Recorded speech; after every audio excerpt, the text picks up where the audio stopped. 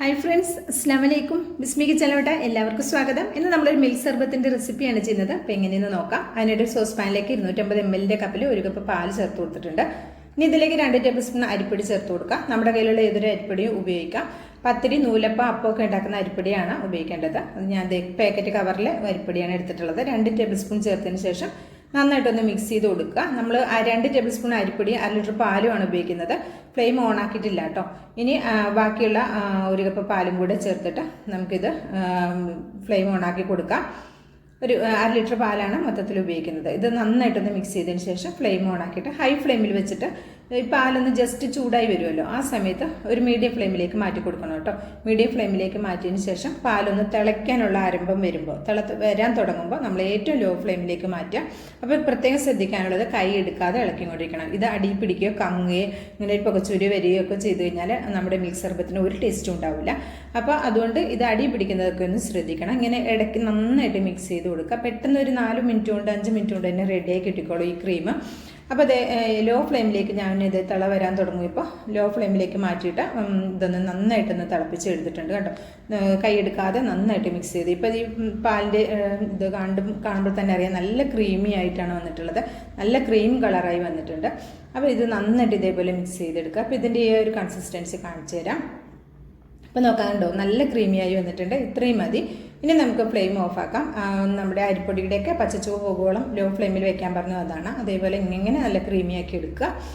എന്നിട്ട് ഫ്ലെയിം ഓഫാക്കിയതിന് ശേഷം ഇത് നന്നായിട്ടൊന്ന് ചൂടാറാൻ വെക്കുക. ചൂടാറിയതിന് ശേഷം നമുക്ക് ഇതേ പാത്രത്തിൽ തന്നെയാണ് ഫ്രിഡ്ജിലേക്ക് മാറ്റുന്നത്. നിങ്ങൾക്ക് വേറെ പാത്രത്തിലേക്ക് മാറ്റണമെങ്കിൽ അങ്ങനെ മാറ്റാം.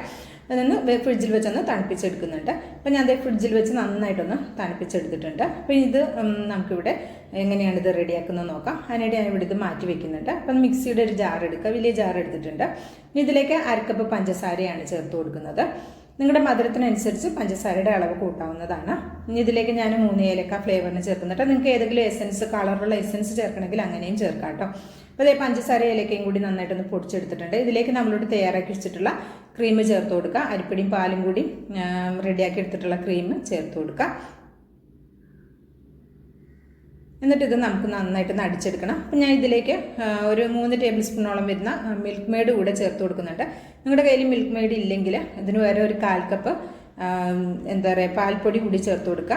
മിൽക്ക് മെയ്ഡോ അല്ലെങ്കിൽ പാൽപ്പൊടി ഏതെങ്കിലും ഒന്നും ചേർത്ത് കൊടുക്കുക. അപ്പോൾ കുറച്ചുകൂടി നല്ല ടേസ്റ്റ് ആയിരിക്കും. ഞാൻ ഒരു 3 ടേബിൾ സ്പൂൺ ചേർത്ത് കൊടുക്കുന്നുണ്ട്. മിൽക്ക് മെയ്ഡിൻ്റെ അളവ് കുറച്ച് കൂടിയാലും കുഴപ്പമൊന്നുമില്ല. ഇപ്പോൾ ഇതേപോലെ നല്ല ക്രീമി ആയിട്ട് അടിച്ചെടുത്തിട്ടുണ്ട്. ഇത് നമുക്കൊരു ബൗളിലേക്ക് ഒഴിച്ചു കൊടുക്കാം. ഇപ്പം നിങ്ങൾക്കിത് നോമ്പ് തുറക്കുന്ന സമയത്തൊക്കെ ആണെങ്കിൽ ഇതിങ്ങനെ തന്നെ ഫ്രിഡ്ജിൽ വെച്ചിട്ട് ബാക്കിയുള്ള ചേരുവകൾ നോമ്പ് തുറക്കുന്നതിന് കുറച്ച് മുമ്പായിട്ട് ചേർത്ത് കൊടുത്താലും മതി. അപ്പോൾ ഞാനിത് ഇപ്പോൾ തന്നെ ബാക്കി എല്ലാതും ചേർത്ത് കൊടുക്കുകയാണ്. അപ്പോൾ ഞാൻ ഇതിലേക്കും ചേർത്ത് കൊടുക്കുന്നത് നല്ല തണുത്ത വെള്ളമാണ്. ആദ്യം ഒരു 1.5 കപ്പോളം വെള്ളം ചേർത്ത് കൊടുക്കുക. എന്നിട്ട് നന്നായിട്ട് മിക്സ് ചെയ്ത് നോക്കുമ്പോൾ അറിയാം എത്രത്തോളം ലൂസ് ഉണ്ടെന്നും, അല്ലെങ്കിൽ നിങ്ങൾക്ക് എത്രത്തോളം ലൂസ് വേണം, അല്ലെങ്കിൽ എത്ര ടൈറ്റ് ഈ ഒരു കൺസിസ്റ്റൻസി മതിയെങ്കിൽ 1.5 കപ്പ് മതി. അല്ലെങ്കിൽ കുറച്ചുകൂടി വെള്ളം ചേർത്ത് കൊടുക്കാം. നല്ല തണുത്ത വെള്ളം തന്നെ ചേർത്ത് കൊടുക്കണം.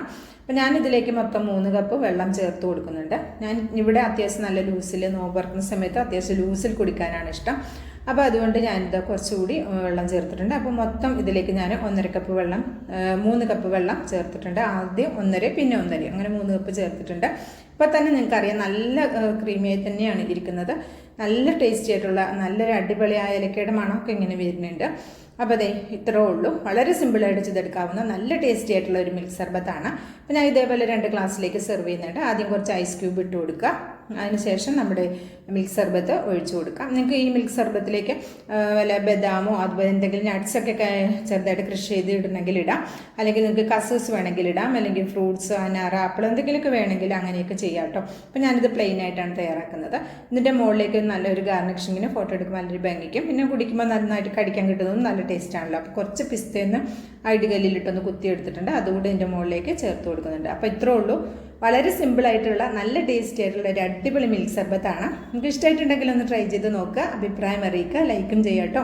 ബിസ്മി കിച്ചൻ യൂട്യൂബ് ചാനൽ സബ്സ്ക്രൈബ് ചെയ്ത് കാണുന്ന എൻ്റെ എല്ലാ പ്രിയ കൂട്ടുകാരും ഒന്ന് സബ്സ്ക്രൈബ് ചെയ്തിട്ട് അടുത്ത് വരുന്ന ബെല്ലൈക്കൺ ഒന്ന് എനേബിൾ ചെയ്ത് വെച്ചാൽ മാത്രമേ നമ്മളിടുന്ന വീഡിയോസിൻ്റെ നോട്ടിഫിക്കേഷൻ നിങ്ങളിലേക്ക് കറക്റ്റായിട്ട് എത്തുള്ളൂ. അപ്പോൾ ഇൻഷാ അല്ലാഹ് അടുത്ത നല്ലൊരു അടിപൊളി വീഡിയോ ആയിട്ട് എത്തുന്നവരേക്കും എല്ലാവർക്കും നന്ദി, നമസ്കാരം.